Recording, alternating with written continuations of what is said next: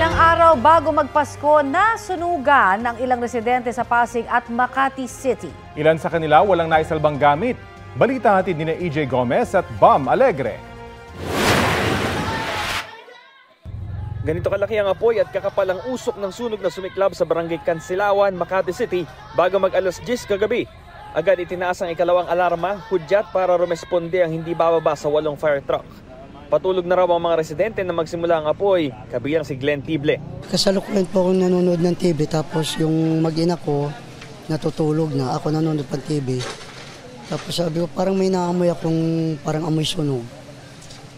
Ngayon, tinignan ko yung saksakan ko para wala namang usok, pero pati kasi ang ilaw na namin, nanonood ako. Nakita ko lang sa anino nung liwanag ng TV, parang may usok. Sabi ko baka sa baba, sakto nga pagbukas ko ng pinto, malaki na yung apoy sa baba. Nailigtas niya ang kanyang anak pero hindi niya nahila ang kanyang misis na nasa second floor. Mabutit nakalabas din. Sinira ko po yung bintana. Ano lang po kasi yun, lagayan po yun ng aircon. Sinipa ko po. Sabay ganun. Pero malakas ang usok. Sabi ko ayoko pang mamatay. Malakas talagang ano ko. Tapos doon ako lumusot. Wala silang naisalbang kahit anong gamit. Ang mahalaga, buo ang kanilang pamilya, lalo't magpapasko na. Sa inisyal na investigasyon ng Bureau of Fire Protection, natukoy na ang bahay na pinagmulan ng sunog. Tinatay ang 11 pamilya ng mga nangungupahan ng apektado. Walang sugatan o walang nasawi sa insidente. Naging hamon para sa mga bumbero ang masikip na eskinita, pati na rin ang live wire na kailangan pang i-shutdown habang inaapula ang apoy. Patuloy ang investigasyon ng BFP sa sanhi ng apoy, pati ang halaga ng pinsala. Nananatili sa evacuation center ng barangay ang mga apektadong residente.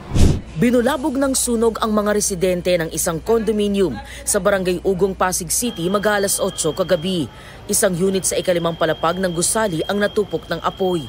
Ayon sa BFP, agad lumikas ang residente ng apektadong unit, gayon din ang iba pang mga residente ng naturang gusali. Naging pahirapan ang pag-apula sa sunog na agad itinaas sa ikalawang alarma.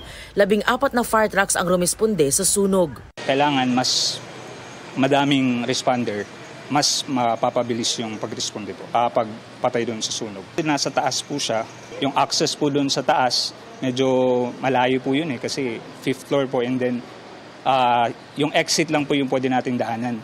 Walang naitalang nasawi sa sunog na tuluyang naapula mag-aalas 10 ng gabi. Isang BFP personnel naman na unang rumesponde sa sunog ang nagtamo ng minor injury dahil sa kapal ng usok. Inaalam pa ang sanhi ng sunog, gayon din ang kabuuang pinsala. EJ Gomez, Bam Alegre, nagbabalita para sa GMA Integrated News.